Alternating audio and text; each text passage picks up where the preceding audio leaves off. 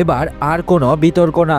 মাস দেড়েক আগে Ballon d'Or পুরস্কার ভিনি জুনিয়রের হাতে না ওঠায় বেশ একটা শোরগোল পড়ে গিয়েছিল ফুটবল পাড়ায়। এবার এমন কিছু দেখা যায়নি। ভিনিসিয়াস জুনিয়রের হাতেই দেখা গেল ফিফা দ্য বেস্টের পুরস্কার। নারী ফুটবলেও সেরার তালিকায় অঘটন ঘটেনি। পুরস্কারের পোডিয়ামে ছিলেন দুইজন আর্জেন্টাইন তারকাও।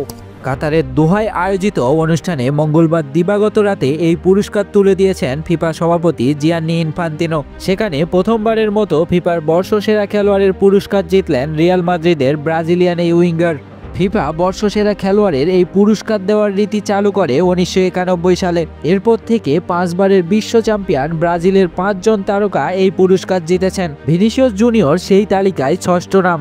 এই পুরস্কারের তালিকায় ব্রাজিলের 6ষ্ঠ নাম যোগ হতে সময় পার হয়ে গেছে 17 বছর। সর্বশেষ 2007 সালে রিকার্ডো কাকার হাতে উঠেছিল এই সম্মানজনক পুরস্কারটি। বর্ষসেরা নারী ফুটবলারের পুরস্কার অনুমিতভাবে গিয়েছে বার্সেলোনার তারকা ফুটবলার আইতানা বনমাতির হাতে। সময়টাই এখন এই স্পেনের তারকা ফুটবলারের। 2023 সালের পর 2024 সালে নারী ব্যালন ডিওর জিতেছেন তিনি। এবার টানা দ্বিতীয়বারের মতো জিতলেন ফিফা দ্য বেস্ট পুরস্কারও।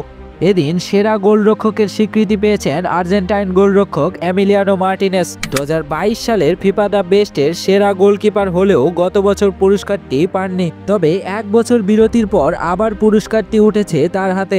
এর আগে 2023 সালের পর এবছরও জিতেছেন ব্যালন ডিওরের বর্ষসেরা গোলকিপারের পুরস্কার।